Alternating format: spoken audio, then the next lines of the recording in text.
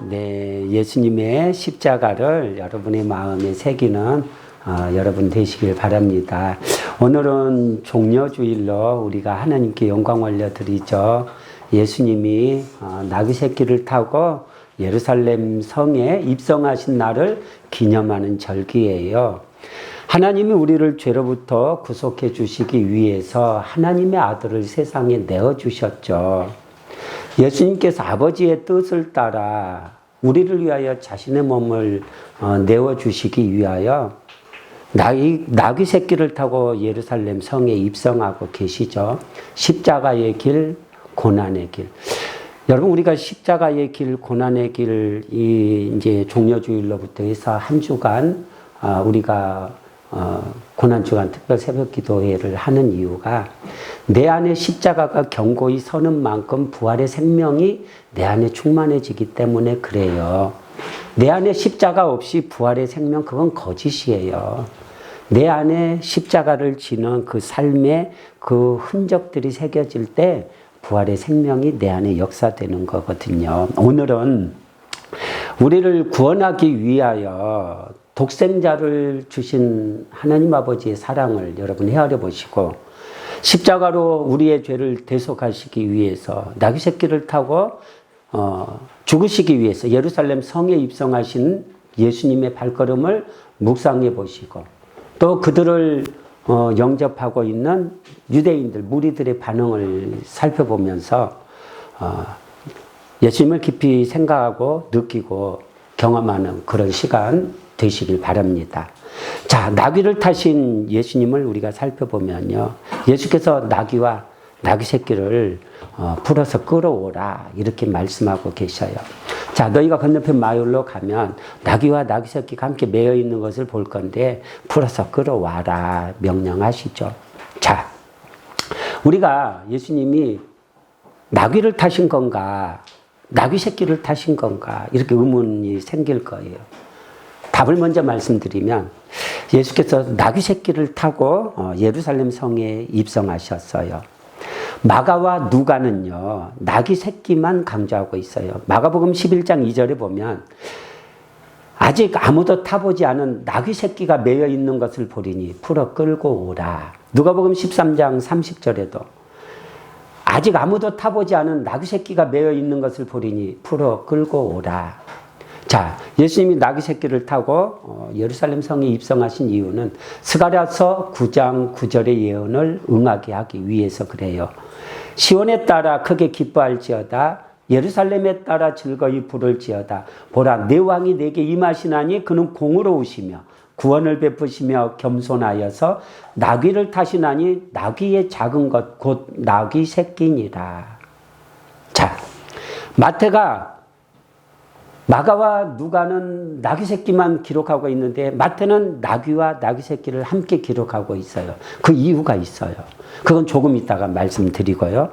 자, 예수께서 나귀 새끼를 타고 이렇게 입성하셨는데 예수님이 나귀 새끼를 타고 예루살렘 성에 들어가신 이것의 영적인 의미를 우리는 잘 알아야 돼요. 예수님이 화려한 군마를 타고 개선장군처럼 영광의 왕으로 입성하지 않았어요. 자신의 몸을 희생제물로 하나님 앞에 속죄의 제물로 드리기 위해서 속죄의 어린 양으로 지금 예루살렘 성에 입성하고 계셔요. 보세요. 2000년 전에 하나님이 아브라함과 이삭에게 아브라함아 너 100세에 얻은 독자 이삭 있지? 내가 내게 지시하는 땅에 가서 그를 내게 번제로 드리라. 아브라함이 아무 말도 안 하고 아내 사라와 상의하지도 않고 아브라함이 이삭을 데리고 모리아 땅에 가요. 그곳에서 하나님 앞에 이삭을 번제로 드려요. 아브라함은 독자 자기 생명보다 더 소중한 아들 이삭을 하나님께 드리고 이삭도 자기 생명을 하나님께 내어드리면서 아브라함이 칼을 들어서 이삭을 잡아서 번제로 드리려고 내리치려고 하는 순간 하나님이 아브라함아 내 독자 이삭이 아무 일도 하지 말라. 내가 오늘에 내가 나 여호와 경외하는 줄 알았다 하시면서 아브라함에게 하나님이 이미 수풀에 걸려있는 순양 한 마리를 예비하셨죠. 그걸로 이삭을 대신해서 번제를 드리게 하셨어요. 그러면서 언약을 세워요. 내가 내 독자 그 백세의 어떤 그 소중한 아들 이삭을 아끼지 않고 내게 내어주었지. 나도 내 독생자를 너에게 내어주겠다.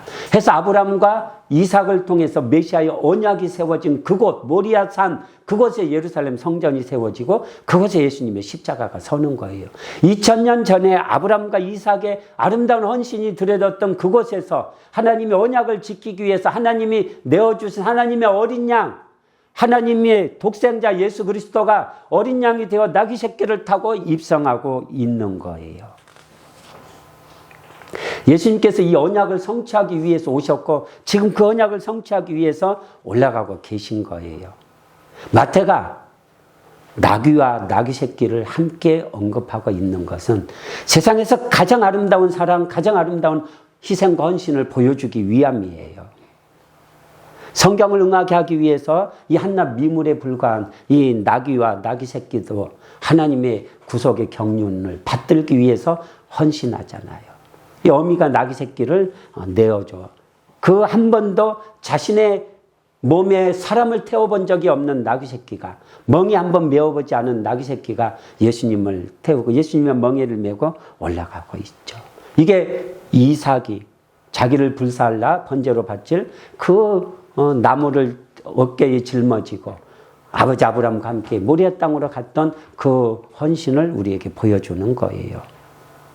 아브라함과 마태가 나귀와 나귀 새끼가 함께 매여 있는 이것을 기록하면서 아브라함과 이삭의 아름다운 헌신을 우리에게 되새겨 주고 이렇게 아버지께서 독생자 예수 그리스도를 우리에게 내어 주었고 하나님의 아들 예수님을 내어 주었고 예수님의 아버지의 뜻을 따라 우리를 구속하시기 위해서 이렇게 자신을 내어 주어 속죄양이 되기 위해서 가는 이 아름다운 발걸음을 나귀와 나귀 새끼의 헌신을 통해서 보여주고 있는 거예요.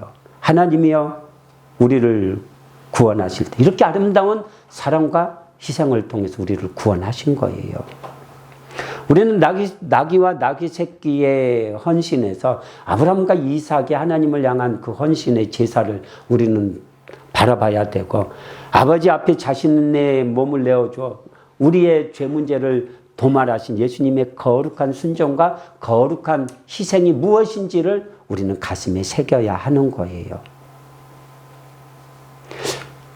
보세요. 우리가 하나님의 뜻을 준행하고자 할 때 하나님이 우리를 이런 자리에 세우셔요. 하나님이 우리를 이런 자리에 세우시고 우리에게 있어서 가장 소중한 것, 중요한 것을 내게 한번 바쳐봐라. 하나님이 이걸 요구하십니다. 아브라함에게 이삭을 요구하셨듯이 이삭이 자기의 생명을 하나님께 드렸듯이 너의 가장 소중한 것 내게 한번 바쳐봐. 하나님께서는 1계명이 나 외에 다른 신이 내게 있지 말게 하라고 있어요. 하나님보다 더 사랑하는 거 있게 하지 말라는 거예요. 내가 독자 이삭 사랑하지 나는 너의 사랑을 시험해 보겠다는 거예요. 아브라함아 너 이삭을 더 사랑해 나를 더 사랑해. 이삭을 내게 바쳐봐.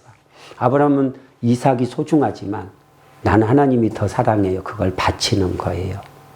나의 가장 소중한 거 재물이냐?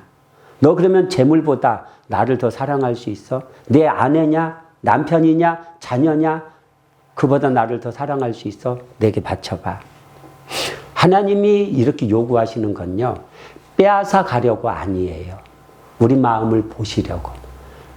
그 모든 것보다 하나님을 더 사랑하는가 그거 달아보시는 거예요. 그래서 하나님이 우리를 언약 백성으로 인치시고자 할 때는요. 이런 것을 요구하셔요. 그래서 이것을 통과한 사람들이 있죠. 자신의 소중한 걸 하나님께 드렸어요. 하나님이 받으셨어요. 다시 주셔요. 부활 생명으로 주셔요. 이삭을 하나님이 받으셨어요. 그리고 주시잖아요. 그래서 부활 생명으로 받은 거예요. 그래서 그것에 생명의 역사가 쏟아지는 거예요. 나는 이미 하나님께 바쳐버렸잖아요.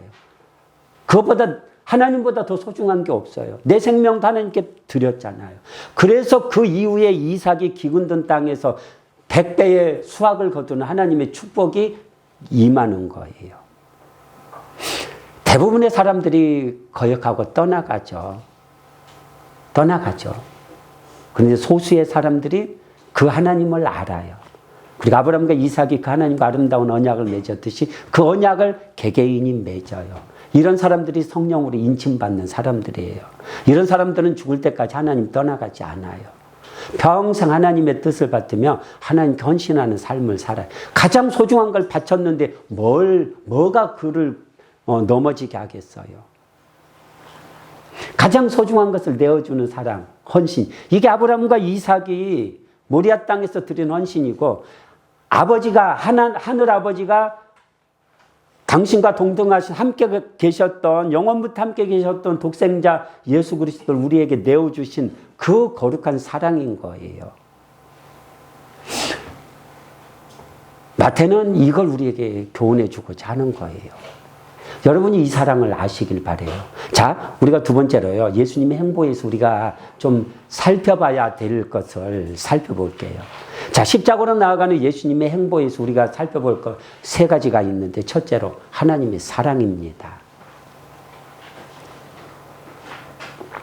예수님은요, 우리에게 보여주신 하나님의 사랑이에요. 하나님이 세상을 이처럼 사랑하사 독생자를 주셨으니 이는 저를 믿는 자마다 멸망하지 않고 영생을 얻게 하려 하심이라. 하나님이 그 아들을 세상에 보내신 것은 세상을 심판하려 하심이 아니요 그로 말미암아 세상의 구원을 받게 하려 하심이라. 십자가에 달려 자신을 내어주심으로 우리를 향한 하나님의 사랑을 예수님은 지금 보여주고 있는 거예요. 하나님이 너희를 사랑한다는 증거를 원하지, 너희가 죄 가운데 멸망당하고 있는데 너희 죄를 도말하시기 위해서, 너희를 죄로부터 구원하시기 위해서 아버지가 나를 보내서 내가 너희의 죄를 지고 십자가로 나아가게 하셨어. 예수님이 보여주는 거예요. 요단강에서 세례 요한에게 세례를 받고 올라올 때 하나님의 성령이 그에게 임하셨어요. 비둘기가 이는 내 기뻐하는 자요 내 사랑하는 자라. 그 예수님이 우리의 죄를 지고 하나님의 어린 양이 되어서 유대인들이 그 성전에서 그 어린 양을 잡아 피 흘리면서 우리 죄를 씻어달라고 하나님께 그렇게 무수히 제사 드리면서 기다렸던 메시아가 와서 그 속죄 제사 지금 드리고 있는 거예요. 광야에서 모세가 뱀을 든 것 같이 인자가 들려야 하리니 이는 그를 믿는 자마다 영생을 얻게 하려 합니다. 하나님은 이걸 너희가 믿으면 너희 죄를 내가 내 아들을 보내어 십자가에 못 박았는데 너희가 이걸 믿으면 너희가 구원을 얻을 것이고 너희 믿지 아니하면 너희는 죄 가운데 죽으리라는 거예요. 하나님이 자기 아들을 우리에게 보내주셨다는 것은 예수님의 십자가에 달려서 이렇게 돌아가셔야만 했다는 것은 하나님의 아들이 인간의 비참한 처지를 보여주고 있는 거예요. 인간이 구속을 받으려면 죄 문제를 해결해야 되는데 죄는 다른 모든 걸로 씻을 수가 없어요. 우리가 죄를 씻으려면 피로써 씻어야 돼요. 죄의 삭은 사망이라고 했거든요. 죽음으로써 아니면 죄가 안 씻겨져요. 육체의 생명은 피에 있음이라. 육체의 생명이 피가 있으니까 죄를 씻으려면 이 생명된 피를 흘려야 돼요. 내가 이 피를 너희에게 주어 제단에 뿌려 너희의 생명을 위하여 속죄하게 하였나니 생명이 피에 있으므로 피가 죄를 속하느니라. 그래서 내가 내 피를 흘려 속죄 제사 드리고 내가 죽어버리면 무슨 의미가 있어요? 내가 살아야죠. 내 피로 속죄 제사를 드릴 수가 없는 거예요. 그리고 내 피는 더러운 죄인의 피예요. 죄인의 피로 제사를 어떻게 드려요? 그래서 짐승의 피를 가지고 대신 드리라고 했어요. 짐승의 피가 우리 죄를 어떻게 씻어요? 못 씻죠. 때가 되면 이렇게 메시아가 와서 하나님의 아들이 와서 거룩하고 흠없는 피로 너희를 위한 속죄 제사 드려줄 거니까 너희는 기다리라는 거예요. 그 예수님이 오셔서 그 아브라함과 이삭이 거룩하게 희생드렸던 그곳 예루살렘 성전에서 무수한 짐승의 피가 흘려져서 속죄 제사 드려졌던 그곳 예수님이 그곳에서 자기 몸을 내어주어서 영원한 속죄 제사를 드려주신 거예요. 황소와 염소의 피가 아니라 흠없고 점없는 하나님 아들의 거룩한 피로 우리는 아담의 원죄를 물려받아서 다 죄인인데 동정녀 마리아에게 태어나셔서 죄 없는 흠없는 자기의 피로 우리의 속죄 제사를 드려주셨어요. 인간의 수단 방법으로는 죄를 해결하지 못해요. 선행으로요. 죄인이 선행을 해봐야 그 선행이 자기 만족이죠. 공로로요? 무슨 공로요? 죄인이 내세울 공로가 어디가 있어요? 흠없고 점없는 어린 양 예수 그리스도, 그분을 믿는 믿음, 그분의 속죄 제사를 의지하는 믿음. 그래서 우리는 날마다 예수님의 보혈로 우리의 죄를 씻으면서 예수님을 의지하면서 하나님 앞에 나아가는 거예요. 이스라엘 백성들 하나님 앞에 나아갈 때마다 속죄 양을 가지고 내가 죽어야 되는데 내 대신 이 양이 피를 흘리니까, 이 송아지가 피를 흘리니까 내 죄를 씻어달라면서 거기에 안수하고 그 피를 가지고 하나님 앞에 제사 드렸는데, 우리는 예수님의 피를 의지해서 나아가요. 아무 때나 하나님 앞에 예수님의 피를 프리패스예요. 예수님의 피. 예수님의 피. 예수님의 이 행보에서 우리는 하나님의 사랑을 봐야 돼요. 여러분, 하나님의 사랑을 봐야 돼요. 그 사랑을 여러분이 만나셔야 돼요. 그리고 두 번째로 여기서 우리는 하나님의 긍휼을 보셔야 돼요. 하나님의 자비를. 하나님의 사랑은요, 죄인을 향한 사랑이에요. 하나님을 떠나 죄 중에 멸망당할 우리를 사랑하셨어요. 우리를 불쌍히 여겨주셨어요. 죄짐을 지고 멸망으로 달려가는 우리를 불쌍히 여기사 속죄양 예수님을 보내주신 거예요. 마치 자녀가 온갖 범죄를 저질러가지고 너무 흉악해요. 사형 선고를 받고 이제 교도소에 수감되는 그 자녀를 바라보는 부모의 심정이 어떻겠어요? 이렇게 죄인된 인류가 멸망으로 치닫는 모습을 바라보는 그 아버지의 마음, 하늘 아버지의 마음, 그분이 우리를 불쌍히 여겨주신 거예요. 하나님의 긍휼을 알게 되면요, 우리의 삶이 달라져요.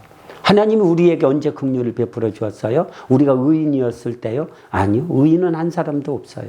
우리가 죄인 되었을 때 우리를 불쌍히 여겨서, 모르고 그러니까 내가 너를 구원해서 내가 어떤 자리에 서 있는지 알게 하고 너에게 구속의 은혜를 베풀어서 내가 하나님의 은혜를 힘입어 살아가게 하겠다. 긍휼히 여겨주신 거예요. 우리가 아직 죄인 되었을 때에 그리스도께서 우리를 위하여 죽으심으로 하나님께서 우리에 대한 자기 사랑을 확증하셨느니라. 그래서 우리가 하나님의 긍휼을 알게 되면요, 우리가 죄인이 회개하고 돌아오는 것을 기쁨으로 받아줄 수가 있어요. 예수님이 세리와 죄인과 창녀들이 회개하고 돌아오는 것을 받아주셨어요. 하나님이 긍휼을 저들에게 베풀어 주었고 저들이 긍휼을 받고 회개하고 돌이켜 예수님께 나아오니까 받아주신 거예요. 하나님의 긍휼이 나타나고 하나님의 긍휼이 입고 돌아오는 자를 누가 거절할 수 있느냐는 거예요. 무슨 권한으로 거절하느냐는 거예요. 하나님이 용서했다는데 내가 뭔데 거절할 자 없는 거예요. 예수님이 받아주신 거예요. 우리는 하나님의 긍휼을 만나야 돼요. 나를 받아주신 하나님의 긍휼을 알 때요, 여러분이 다른 사람 정죄 못해요. 그거 어떻게 해서든지 하나님 앞에 서도록 도우면 도왔지 그를 정죄 못한다고요. 저도 나 같은 긍휼을 입으면 나보다 더 아름다운 모습을 하나님 섬길 수 있는, 그래서 여러분 하나님의 긍휼을 만나야 돼요. 하나님이 나에게 어떤 긍휼을 베풀어 주셨는지 아셔야 돼요. 그리고 세 번째로는 하나님의 공의입니다. 공의. 하나님이 죄인된 우리를 그냥 살려주시면 되지, 왜 또 아들은 십자가에 못 박고 이 난리야, 이렇게 생각하시는 분이 있을지 몰라요. 우리를 구속하시기 위해서 자기 아들을 십자가에 못 박으셔서, 그게 하나님의 공의예요. 하나님은 죄인을 반드시 심판하세요. 죄를. 그 형벌을 예수님이 대신 받게 하신 거예요. 자기 아들이 우리가 받아야 되는 그 하나님의 모든 형벌 저주를 대신 받게 하셨어요. 값을 지불한 거예요. 예수님이 그 피값으로 내가 받을 죄의 그 책임과 그 형벌을 예수님이 다 받으신 거예요. 그래서 우리가 그 예수님을 아니까 그 예수님 앞에 내 생명 아끼지 않고 드릴 수 있는 이유가, 예수님이 내가 받을 저주, 내가 받을 고난, 내가 받은 하나님의 형벌 다 받아주셨기 때문에. 그래서 너는 우리를 하나님 앞에 세워주었기 때문에 예수 안에서 우리를 용납하신 하나님이에요. 우리가 보아야 될 게 하나님이 우리를 어떻게 용납하셨냐는 거예요. 부패하고 타락한, 만물보다 더 부패한 게 인간이 마음이라고 하잖아요. 어떻게 용서를 우리를 해주셨어요. 하나님의 공의. 그 모든 죄악을 예수님이 담당하셨어요. 그래서 그걸 아는 사람이 죄악 가운데 멸망당한 한 사람 한 사람을 구원하기 위해서 자기도 그 십자가를 지고 기도하고 그 불구덩이 같은 속에 들어가서 그 속에서 몸부림쳐 산 영혼 빼내려고 몸부림치는 거예요. 나를 향한 하나님의 사랑을 알기에 하나님은 죄를 미워하셔요. 죄를 덮어주시는 분 아니에요. 죄의 값을 다 치르게 하시는 분이 죄를 덮어준 게 아니라 예수님이 대신 담당하게 하신 거예요. 그 예수님을 내가 믿을 때 그 예수의 피로 내가 이미 담당했다. 내가 내 죄값을 담당했다. 자유케 되는 거예요. 사단이 우리를 참소해도 예수님이 내 피로 내가 다 담당했어. 우리 죄를 대신해서 예수님이 죽으신 거예요. 나를 살리려고 예수님이 죽으신 거예요. 아들을 내어주면서까지 우리를 구속하신 것은 하나님이 우리를 얼마나 사랑하셨는지를 보여주고 죄를 하나님이 얼마나 미워했으면 자기 아들을 못 박으면서까지 하나님은 우리를 죄의 자리에서 건져내사 이제는 하나님 앞에 정의롭고 공의로운 삶을 살아가는 그 삶의 자리로 세워주려고 아들을 십자가에 못 박으면서 우리를 구원해 주신 거예요. 우리에게 기회를 주신 거죠. 죄 가운데 멸망당하는 우리가 이제는 하나님 앞에서 의를 행할 수 있는 삶의 자리로 올라서게 된 거예요. 그래서 우리가 믿는 성도들이 힘써야 될 게 뭐냐면 하나님 앞에 의와 정의를 행하는 삶을 사는 거예요. 예수님의 십자가로 지난 죄는 다 덮어줬어요. 그런데 이제는 너희가 예수님의 십자가로 구속함을 받았으면 앞으로 어떻게 살아갈 거느냐는 거예요. 새 사람이 되어서 하나님 앞에 의와 정의를 행하며 살아가면 그 예수님의 보혈이 우리를 깨끗게 하고 하나님 우리를 축복하시는 것이고 복을 받게 되는 것이고 옛사람으로 돌아가서 하나님 앞에서 여전히 죄악을 행하고 세상 가치를 행하게 되면 배나 더 큰 형벌로 하나님이 갚으시는 거예요. 모세의 법을 폐한 자도 두세 증인으로 말미암아 불쌍히 여김을 받지 못하고 죽었거든 하물며 하나님의 아들을 짓밟고 자기를 거룩하게 한 언약의 피를 부정한 것으로 여기고 은혜의 성령을 욕되게 하는 자가 당연히 받을 형벌이 얼마나 더 무섭겠느냐 너희는 생각하라. 여러분 믿는 사람들은요 하나님의 정의와 공의를 생각하며 사셔야 돼요. 그게 예수님의 향기를 드러내는 삶이에요. 빛이 되고 소금이 되라고 하셨어요. 세상 사람들은 막 사기치며 살아도 나는 사기칠 수가 없어요. 왜? 예수님의 피로 구속받았기 때문에. 세상 사람들은 이웃에게 온갖 악을 행하여도 나는 수많은 공격을 받아도 나는 그들을 공격할 수가 없어요. 내가 긍휼을 입었기 때문에. 나더러 주여 주여 하는 자마다 다 천국에 들어갈 것이 아니요 하늘에 계신 내 아버지의 뜻대로 행하는 자라야 들어간다고 했어요. 그 뜻이 뭐예요? 정의와 공의. 자기 아들에게 우리의 모든 죄의 짐을 짊어지고 그 짐을 가지고 예수님이 겟세마네 동산에서 땀방울이 핏방울이 되도록 기도하시고 자신의 몸을 찢어서 우리를 구속하셨어요. 그 십자가가 내게 살아있다면 예수 믿는다 하면서 사기치고 그럴 수 없는 거예요. 예수 믿는다 하면서 나라의 곳간 털어먹고 그럴 수 없는 거죠. 그렇게 해서 그거 믿음이 아니죠. 하나님이 원하는 믿음이 아니죠. 모세의 법을 피한 자도 두세 증인으로 말미암아 형벌을 받았는데 믿는다 하면서 이렇게 예수님의 피를 욕되게 해요. 이렇게 해서 잘려지고 가지치기 당한 사람들 많아요. 여러분. 나는 참 포도나무요 너희는 가지라. 내 아버지가 농부라는 거예요. 그래서 내게 붙어 있어 열매를 맺지 아니하는 가지는 아버지께서 그것을 제하여 버린다고 했어요. 내가 아무리 예수 믿어요 떠벌리고 다녀도 맺는 열매가 하나님 보시기에 부패한 열매라면 하나님이 제한다는 거예요. 그 믿음으로 천국 못 간다는 거예요. 무릇 열매를 맺는 가지는 더 열매 맺게 하려고 하여 그것을 깨끗하게 하시느니라. 여러분 십자가에서 하나님 사랑 보셔야 돼요. 십자가에서 하나님의 긍휼을 만나셔야 돼요. 십자가에서 하나님의 공의를 보셔야 돼요. 두려운 하나님이에요. 그분의 은혜를 욕되게 하고 내가 믿기만 하면 구원, 싸구려 구원, 그런 구원 의지하며 신앙생활 하지 말라는 거예요. 그분이 나를 위하여 죽었은즉 나도 그분을 위해서 죽을 수 있어. 예수님의 십자가의 은혜가 헛되지 아니하여 바울의 고백처럼 나도 다른 모든 사도들보다 내가 더 많이 수고하였지만 내가 아니라 나와 함께 하신 하나님의 은혜다. 여러분 예수님의 행보에서 이 세 가지는 꼭 새기셔야 돼요. 자, 예수님을 영접하는 사람들을 한번 볼까요? 겉옷을 나귀 위에 펴고 있어요. 예수님을 타게 해드리고 있어요. 예수님을 위해서라면 내가 복종하겠습니다. 뭐든지 다 할 수 있습니다. 이렇게 말하는 사람들이에요.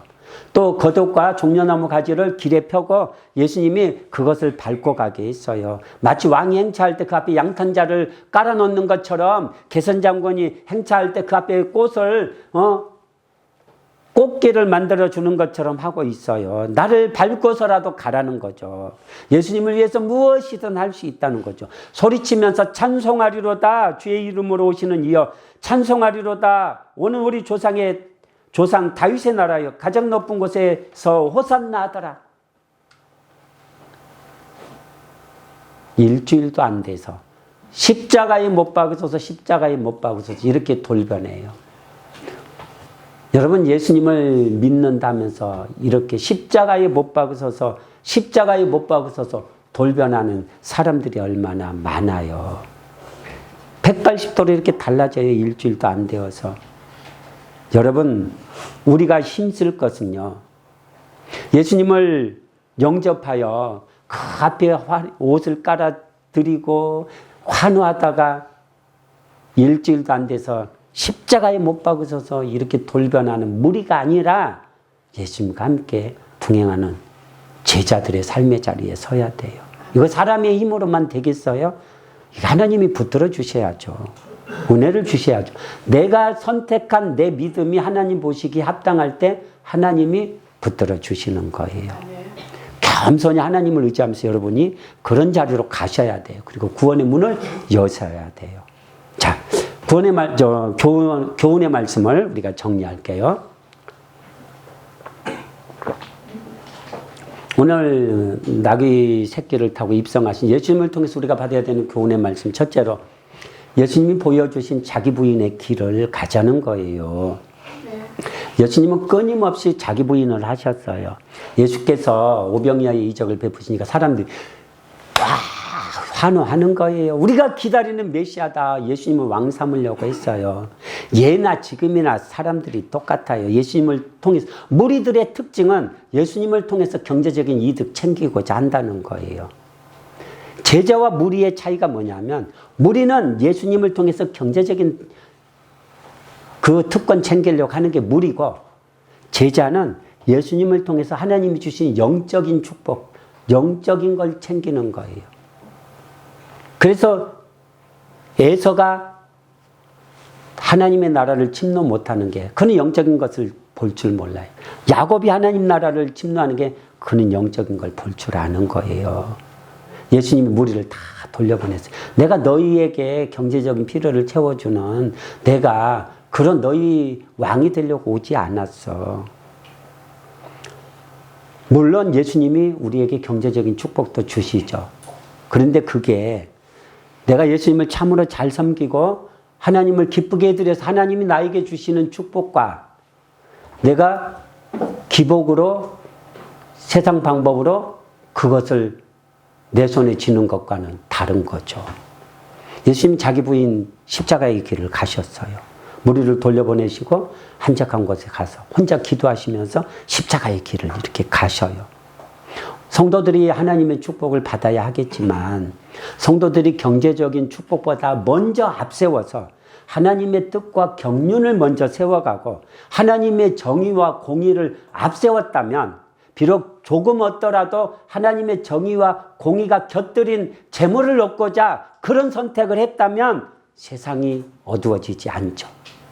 믿는 사람들이 아무리 경제적인 축복이 급해도 우선순위가 있죠. 하나님 앞에 하나님이 세우라 하신 정의와 공의를 세워가는 삶을 먼저 앞세웠다면 그의 경제적인 그 활동이 하나님 보시기에 아름다웠을 것이고 세상은 어두워지지 않죠. 어두워지지 않죠. 예수님이 어린 나귀 새끼를 타고 입성하셨어요. 예수님이 세우고자 하시는 나라는요, 힘으로 굴복하는 군마를 타고 힘으로 굴복하는 나라가 아니라 겸손히 각 사람의 마음에 각자가 하나님 앞에 자기 마음을 들이대 자기 마음을 기쁨으로 내어드리고 내가 하나님을 섬기며 살겠습니다. 내가 하나님의 은혜를 받았는데 하나님의 나라를 세워가며 살겠습니다. 겸손히 하나님이 주신 멍에를 매는 그런 사람을 통해서 세워가는 심령에 임한 하나님의 나라라는 거예요. 베드로에게 칼집을 꽂으라. 칼을 집에 꽂으라. 칼집에 꽂으라. 아버지께서 주신 잔을 내가 마시지 않겠느냐. 본디오 빌라도 앞에서 말해요. 내 나라는 이 세상에 속한 것이 아니라 만일 내 나라가 이 세상에 속하였더라면 내 종들이 싸워서 나를 유대인에게 내어주지 않았으리라. 내 나라는 여기에 속한 것이 아니라 내 나라는 심령으로 하나님의 뜻을 받드는 거룩한 성도들의 심령 속에 세워가는 하나님의 나라라는 거예요. 의와 진리와 거룩하심으로 지음받은 그 새로운 심령 안에 세워져간 하나님의 나라라는 거예요. 예수님은 세상 나라에 대한 기대가 없어요. 하나님 나라에 대한 기대가, 세상 영광 아무것도 아니에요.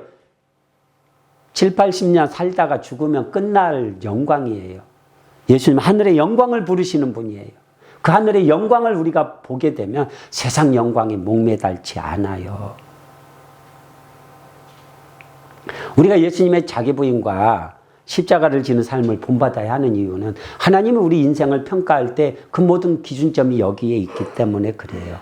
우리가 하나님의 뜻을 받들기 위해서 자기 부인하고 자기 몫의 십자가를 지고 이렇게 선택하며 나아갈 때 우리의 삶 모든 게 하나님 앞에 드려져요.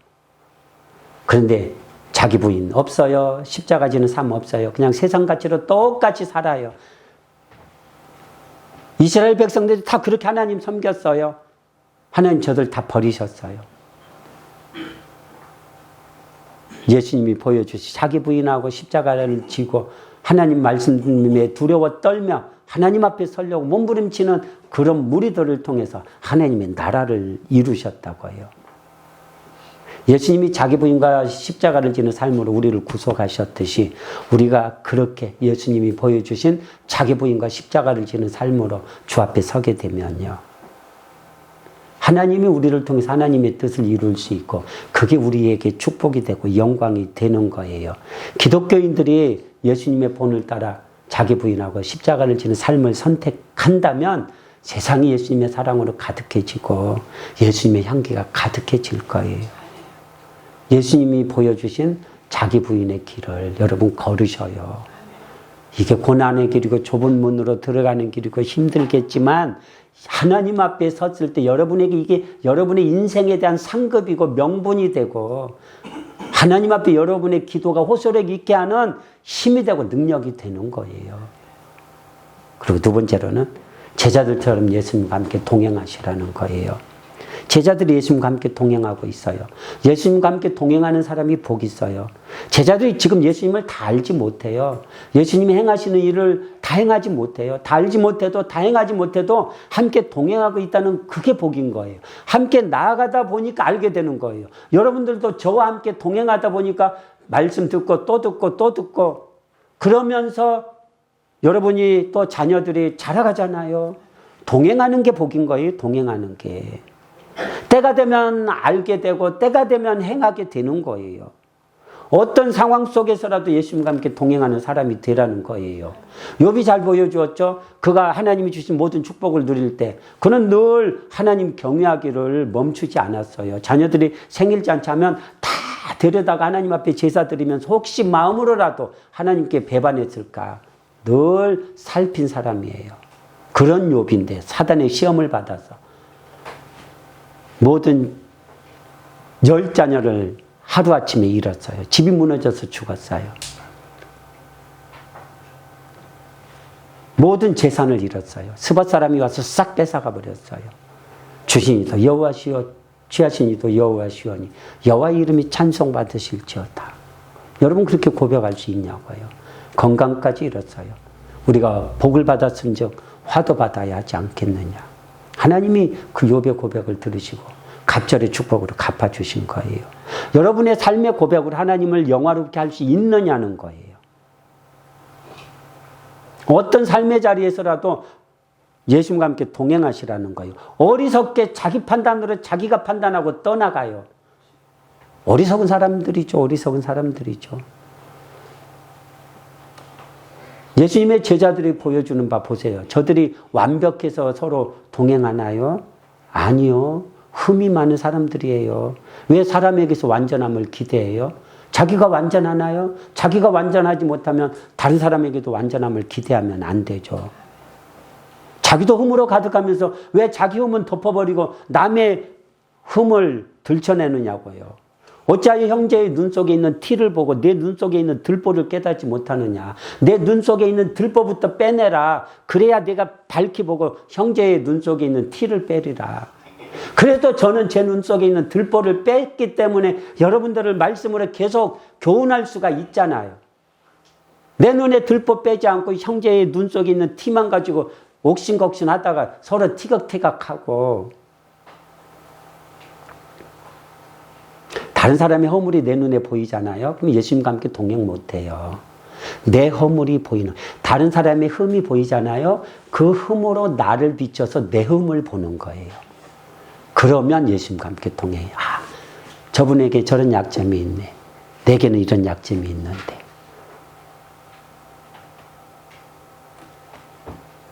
그래서 살 사람은요, 다른 사람의 흠을 보고도 자기가 살아요. 죽을 사람은 다른 사람이 잘하는 것을 보고도 자기가 걸려서 넘어져서 죽는 거예요. 연약한 사람을 받으신 예수님이 끊임없이 제자들을 받아내잖아요. 그리고 그 제자들이 예수님과 동행하면서 자라가잖아요. 예수님과 함께 동행하는 제자 공동체 안에 있는 사람이 복인 거예요. 예수님과 함께 동행하기 위해서는 무리의 자리에서 벗어나야 돼요. 무리 보세요. 기분 따라 하죠. 감정 따라 하죠. 기분, 감정 따라 움직이는 사람은 무리의 이 선택할 가능성이 아주 많아요. 자신을 경계해야 돼요. 호산나 다윗의 자손이 막 다 할 것까지 해놓고 일주일도 안 되어서 하나님의 은혜가 계속 끌어줘야지 가는 거지 일주일 내버려뒀더니 어떻게 돼요. 십자가에 못 박으셔서 이스라엘 백성들이 홍해를 건넜어요. 사흘도 못 견디고 마라의 신물 앞에서 하나님 원망해요. 신앙은요, 기분 아니에요. 감정 아니에요. 그냥 말씀 붙들고 가는 거예요. 말씀이 그러니까 하나님, 예수님의 십자가 붙들고 거기에 내 인생을 쏟아 붓는 거예요. 내 기분, 감정이 뒤엄짜리라도 그건 무시해버리고 진리의 말씀 붙들고 가는 거예요. 그때 내 기분, 감정을 말씀으로 뛰어넘는 거예요. 그러면 나를 넘어뜨릴 자가 없어요. 사단이 나를 시험 못해요. 자, 예수님께 저들이 복종하겠다고 한 게 다 자기를 위함이잖아요. 예수님을 위함인가요? 다 자기를 위함. 자기를 위해서 뭐가 없을 것 같으니까 그냥 돌아서는 거죠. 근데 예수님께 드리는 헌신과 희생이 예수님을 위함이었다면요, 어떠한 자리에서라도 자기를 갈아 넣으면서라도 그 자리 지켜요. 근데 자기를 위한 거니까 못 견디는 거죠. 가룟 유다가 이렇게 예수님을 배반하고 떠나가는 거예요. 예수님이 이것을 아니까 사람들을 의탁하지 않으신 거예요.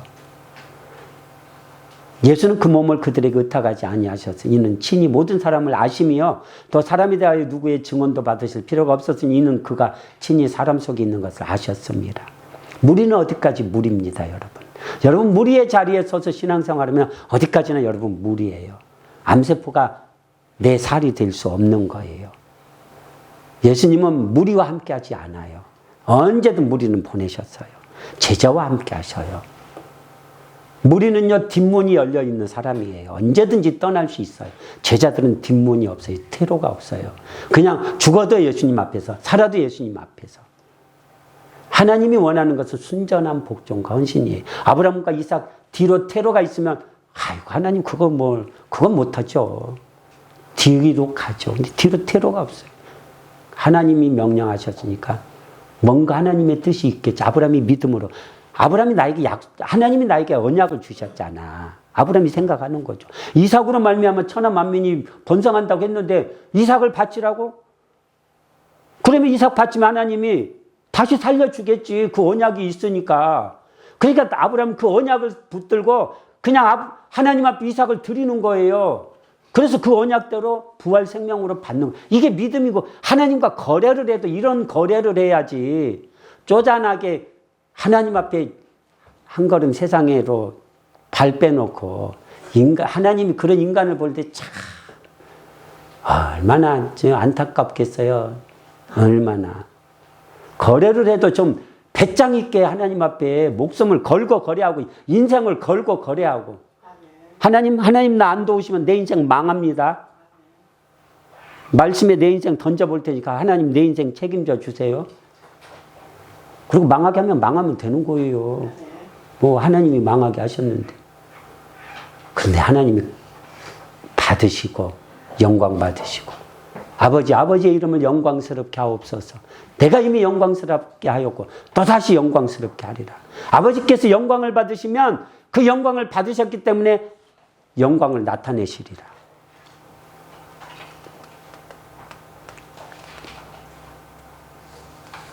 어떤 삶의 자리에서라도 예수님과 함께 동행하시길 바라요. 그래서 욥의 고백을 여러분도 올려드릴 수 있는 사람이 되시길 바라요. 그리고 마지막으로는 하나님의 정의와 공의를 세워가는 신앙생활을 하자는 거예요. 하나님이 우리를 구속하신 목적이 경건한 하나님의 사람이 되라는 거예요. 하나님을 거역하던 자리에서 돌이켜 하나님께 순종하고 세상 가치를 따라 행하던 자리에서 돌이켜 이제는 말씀의 가치로 행하고 나의 즐거움을 추구하던 자리에서 돌이켜 이제는 하나님의 즐거움을 구하라는 거예요. 너희는 세상의 유혹의 욕심을 따라 썩어져가는 구습을 따르는 옛사람을 벗어버리고 오직 너희 심령이 새롭게 되어 하나님을 따라 의와 진리의 거룩함으로 지으심을 받은 새 사람을 입으라. 너희 몸을 하나님이 기뻐하시는 거룩한 산 제물로 드리라. 이는 너희가 드릴 영적인 예배니라. 너희는 이 세대를 본받지 말고 오직 마음을 새롭게 함으로 변화를 받아 하나님의 선하시고 기뻐하시고 온전하신 뜻이 무엇인지 분별하도록 하라. 하나님 앞에 정의와 공의를 세워가는 삶을 살으라는 거예요. 너희는 값으로 산 바가 되었으니 사람들의 종이 되지 말라는 거예요. 적은 소득이 공의를 겸하면 많은 소득이 불의를 겸한 것보다 낫다고 했어요. 너희는 세상의 빛이라 소금이라. 너희 빛을 사람들 앞에 보이게 해서 사람들이 너희 빛을 보면서 하나님께 영광을 돌리게 하라고 했어요. 세상이 부패해져 가는 것을 너희가 소금의 역할을 감당해서 그 부패를 정화시키는 그런 삶을 살아가라는 거예요. 너희는 그리스도의 향기라는 거예요. 목회자들이 이렇게 가르쳤다면요, 우리 한국교회 성도들이 하나님 앞에 의미 있게 살 거예요. 그런데 그냥 떡 한 덩이를 위해서, 사람 모으기 위해서 쉬운 복음, 누구나 할 수 있는 복음, 그냥 믿기만 하면 구원받는 복음, 싸구려 복음 전하니까 성도들이 그렇게 살아도 구원받을 줄 알고 착각하고, 이게 목회자들이 영혼에 대한 책임이 없는 거죠. 나중에 하나님 앞에 섰을 때 하나님이 그 한 사람 한 사람을 심판해서, 그러니까 실컷 자기는 배불리 먹으면서 지옥으로 인도하면서 의사가 한 사람, 환자를 대할 때 장인정신 가지고 의사로서의 그걸 뭐라고 해야 돼요? 그 마음을 가지고 환자를 대해야 되듯이 영혼을 인도하는 목자인데, 영혼을 인도하는 목자인데 그 영혼에 대한 조금이라도 책임이 있다면요, 목회가 달라질 수밖에 없죠. 근데 제가 목회를 해보니까 이런 말씀 듣기 싫어해. 사람들이 진짜 듣기 싫어해. 그냥 싫어해. 그래도 제 본분이 그거니 뭐 저는 뭐 그냥 제 본분 이행하며 가는 거죠. 뭐 하나님이 판단하시겠죠. 나귀를 타고 입성하신 예수님, 여러분 가슴에 새기시고 하나님의 사랑에 감동되시고 여러분이 배반하지 않고 하나님의 인침을 받는 거룩한 자리에까지 이르러서 그 신앙을 자손들에게 물려주시기를 주의 이름으로 축원드립니다.